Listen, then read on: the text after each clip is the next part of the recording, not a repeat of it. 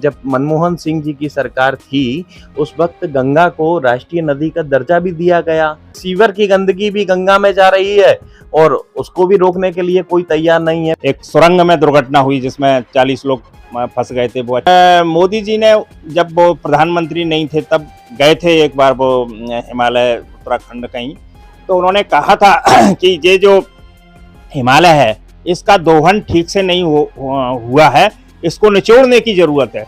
तो आप यदि निचोड़ने का काम करेंगे तो आप एक तरह से हिमालय को नष्ट करने का काम भी करेंगे।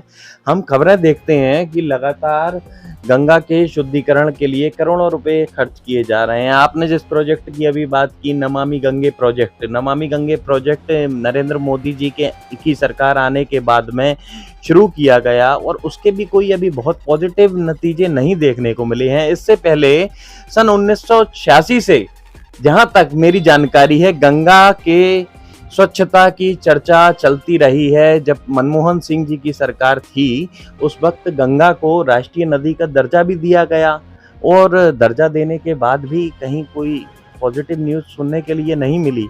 तो मेरा आपसे सवाल ये है कि अंतिम उपाय क्या हो सकता है? कल कारखानों से निकलने वाले अपशिष्ट हैं, इन्हें कैसे रोका जाए? क्योंकि ये पूंजीवादी योग्य है और कोई भी सरकार पूंजीवादियों पर लगाम लगाना नहीं चाहती है।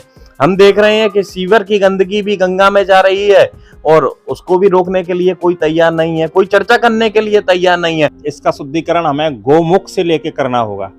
आज हिमालय में जिस तरह से पनबिजली परियोजनाओं बन रही हैं, करोड़ों रुपए की पनबिजली परियोजनाएं निर्माणाधीन है, उससे पूरा हिमालय जो ड्रिलिंग हो रही है उससे थरथरा रहा है। और हमने देखा कि केदारनाथ की दुर्घटना हुई कुछ समय पहले, एक सुरंग में दुर्घटना हुई जिसमें 40 लोग फंस गए थे। वो अच्छा रहा कि उनको किसी तरह से निकाल लिया गया, लेकिन इसके पहले एक और सुरंग में दुर्घटना हुई थी जिसमें कई लोग मारे गए थे।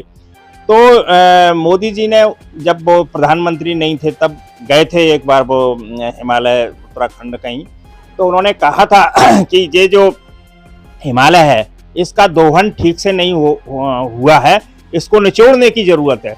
तो आप यदि निचोड़ने का काम करेंगे तो आप एक तरह से हिमालय को नष्ट करने का काम भी करेंगे। क्योंकि आज हम देख रहे हैं कि हिमालय में जिस तरह से विकास कार्य हो रहे हैं, सुरंगें बन रही हैं आवागमन के लिए, सड़कों का चौड़ीकरण हो रहा है, वहाँ उद्योगों को लाया जा रहा है, बड़े बड़े होटल खुल रहे हैं। केदारनाथ हादसे के बाद भी, जो कि एक तरह से उसको लघु प्रलय की संज्ञा दी गई थी कि ये लघु प्रलय है, ये संकेत है प्रकृति का, यदि आप नहीं संभले भविष्य में तो जो प्रलय जिसको हमारे सभी ग्रंथों में प्रमुखता से बताया गया है, सृष्टि का कैसे विनाश हुआ, तो वो स्थिति भी बन सकती है। लेकिन इसके बावजूद भी जो आधुनिक विकास है, जो शहरी विकास है, वो लगातार नदियों के किनारे हो रहा है, चाहे उसमें गंगा हो, चाहे यमुना हो, हिमालय से जितनी भी निकलने वाली नदी हैं उन सब में वो विकास हो रहा है।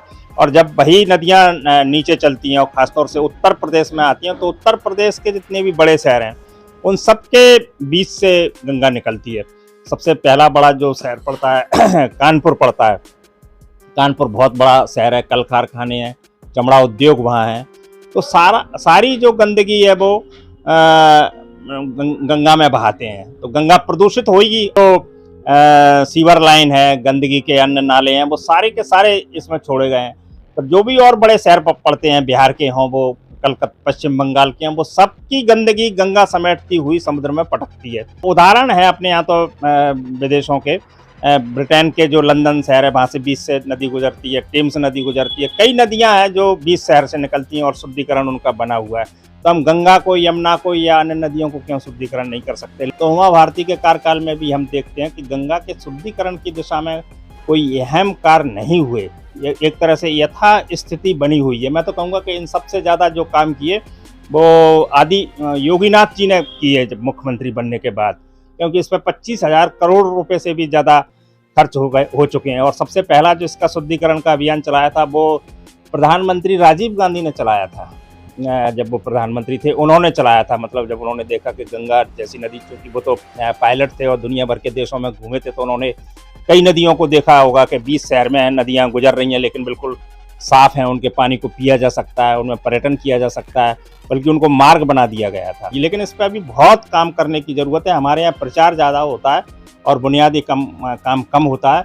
इस वजह से गंगा की स्थिति को हम अभी ये नहीं कह सकते कि वो 25% या 50% शुद्ध हो गई। मैं समझता हूँ कि अभी उसमें सुधार हुआ भी है, तो लगभग उसको 10% मानिए, वो भी करोड़ों अरबों रुपए खर्च करने के बाद।